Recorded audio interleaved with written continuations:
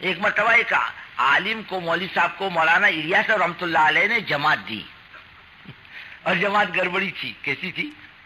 گڑبڑ والی جماعت تھی. وہ آگے جا کے گڑبڑ کرنے لگی. وہ مولوی صاحب جماعت لے کے نظام الدین واپس آئے. حضرت مولانا الیاس صاحب رحمۃ اللہ علیہ نے سمجھا بجھا کر پھر انہیں آگے روانہ کیا. وہ پھر آئے جھگڑ شگڑ کے، پھر سمجھا بجھا کے روانہ کیا. پھر آئے تیسری دفعہ، بولے حضرت کوئی اچھی جماعت دو. یہ کیا بگڑی ہوئی جماعت دے دی؟ فرمایا مولوی صاحب یہی مال آتا ہے اپنے پاس. کون سا مال آتا ہے؟ ایسے ہی اسی کو ٹھوک ٹھاک کے برابر کرنا ہے. ویسے اپنے کمپنی میں کیسے مال آنے والا؟ یہ بھنگار کا مال آنے والا. لیکن کمپنی اس کو دھو دا کے صاف صف کر کے دوا مار کر اس کو نکھار کے مارکیٹ میں لاتی ہے. بھنگار مال کو کیا کرتی؟ امت تو صدیوں سے بے دین پڑی ہے. یہ آئی یہ بگڑی ہوئی قوم. ایک جماعت آئی تھی ایک مرتبہ ایک صوبے سے، اچھی جماعت تھی. اس میں خان صاحب تھے. وہ بولتے تھے بس دنیا میں حق حلال ہم ہی لوگ کھاتے ہیں، دوسرا روزی کوئی حلال کی نہیں کھاتا، وہ حرام کی روٹی کھاتے ہیں.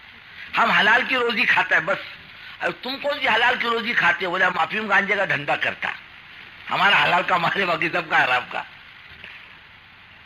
ایک دن امیر صاحب کا گریبان پکڑ لیا اس نے ہمارے مرکز پر. میں بیٹھا تھا، میں نے کہا امیر صاحب یہ کیا؟ تو اس کو دو آدمی بول کے دو تھپڑ مارے اس کو. نہیں بولے ایسا مت کرو، مارو گے بھاگ جائے گا، پھر بننے کا کوئی راستہ نہیں رہے گا اس کا. کون سنبھالے گا اس کو؟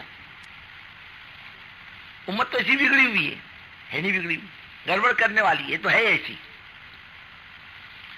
اسی کو ٹھوک ٹھاک کے برابر کرنا. ایک آیا کہنے لگا کہ جتنے دادا لوگ ہیں سب کی لسٹ دے دو میرے کو. میں نے کہا کیوں بھائی؟ بولے ملاقات کروں گا. میں اسی لائن کا تھا. بولے کسی زمانے میں تو قوم ایسی آنے والی ہے اپنے پاس غوث قطب ابدال آنے والے. ارے بولو نا، کوئی بزرگ آنے والا نہیں. یہ قوم آنے والی ہے. یہ کام کرنے والی اس وقت کیسے؟ کون کہاں سے آیا یہ دیکھو نا.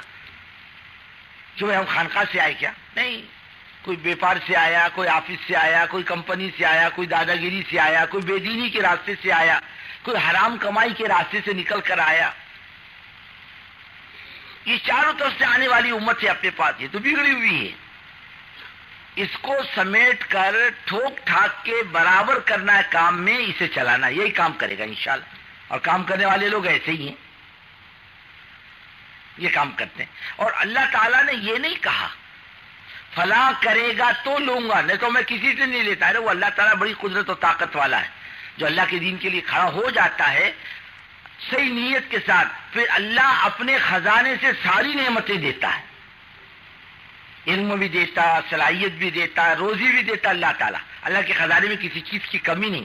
ہمارا مال، ہمارا علم، ہماری صلاحیت دین کی محتاج ہے، اور اللہ کا دین کسی کا محتاج نہیں. حضرت جی دامت برکاتہم پرانوں میں فرمانے لگے تم کرتے رہو. صلاحیت تو اللہ اپنے خزانے سے دے گا، کیسے دے گا پتہ نہیں چلے گا، وہ دے گا.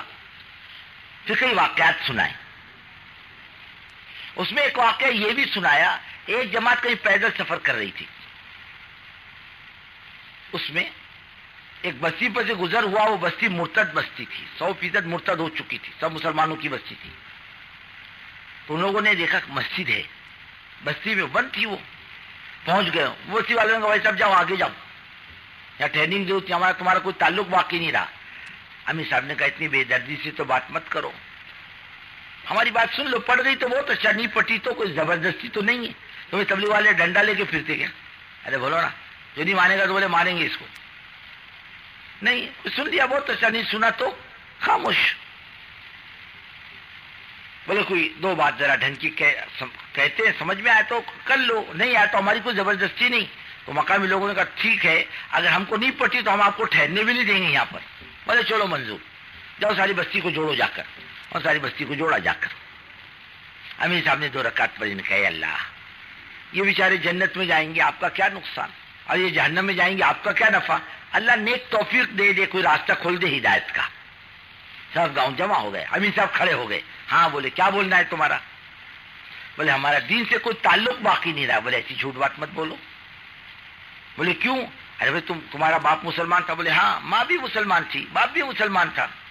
بچپن میں تمہاری ختنہ ہوئی تھی کہ نہیں ہوئی تھی؟ بولے ہو گئی تھی. بولے اب تم جب تک ختنہ واپس نہیں کرتے دین سے نکل کر واپس نہیں جا سکتے. ہاں بولے یہ عیب تو اپنے میں عیب ہے، یہ کمزوری ہے. وہ پڑھو سب کلمہ لا الہ الا اللہ محمد الرسول اللہ، ایک جھٹکے میں قوم ایمان میں داخل ہوگی. نہ قرآن نہ حدیث ہوتا نا. اچھا اللہ کب کتنی صلاحیت دے گا نہیں بول سکتے، کرتا رہے آدمی. ادھر ادھر کے اصولوں کی بیماری میں نہ پھنسے. ایک مرتبہ ایک بستی میں حضرت کا سفر تھا، یہ 1969 کی بات.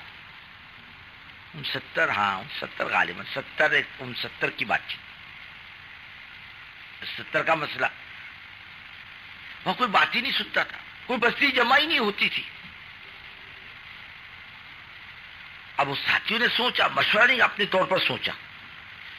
انہوں نے ایک کارڈ چھاپے، دعوت نامے، فلانے کو فلانے کو تاجر کو فلانے ملازم کو فلانے کو فلانے کو کہ فلانے مولوی صاحب باہر ملکوں کا سفر کر کے آئے، وہاں کی کارگزاری سنائیں گے، آپ حضرات تشریف لائیے، چائے پانی کی دعوت ہے. وہ ایک حال میں جمع کیا. سنی بات انہوں نے، ارے بولے یہ تو باہر ملکوں میں جاتے ہیں، یہاں کائے کو روکتے ان کو کام سے. اب کسی نے نظام الدین بات پہنچا دی، یہ فلانے علاقے والوں نے بے اصولی کی، کارڈ چھاپے، دعوت نامہ چھاپا، لوگوں کو جمع کیا، بات چیت کی. اللہ حضرت کی عمر میں برکت عطا فرمائے. حضرت مولانا عبید اللہ صاحب رحمۃ اللہ علیہ بھی تھی اس مجلس میں. مولانا نے کہا بھائی دیکھو، ہو سکتا ہے کہ ان سے کوئی غلطی ہوئی ہو، لیکن کیوں کیا یہ تو ذرا پوچھو.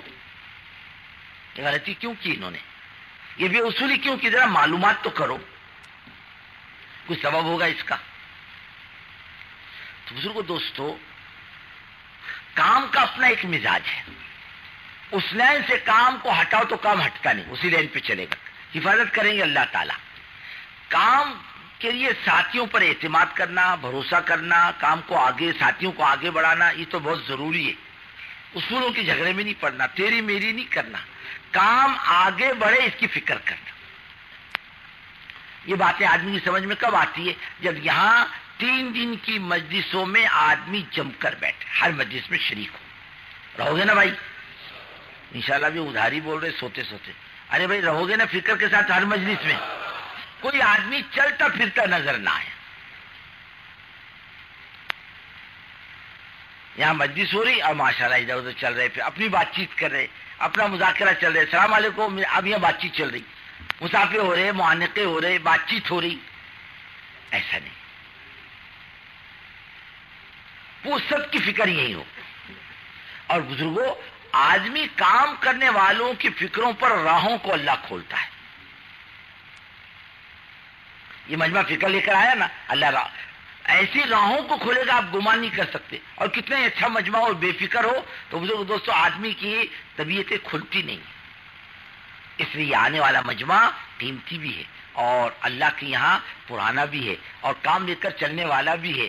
اگر یہ فکر کے ساتھ اپنے 3 دن گزار دے، ہر مجلسوں میں جم کر بیٹھے اور فکریں کرے تو انشاءاللہ اللہ کی ذات سے امید ہے آئندہ ہم جب بیٹھیں گے تو ہمارا کام آگے بڑھا ہوا ہوگا.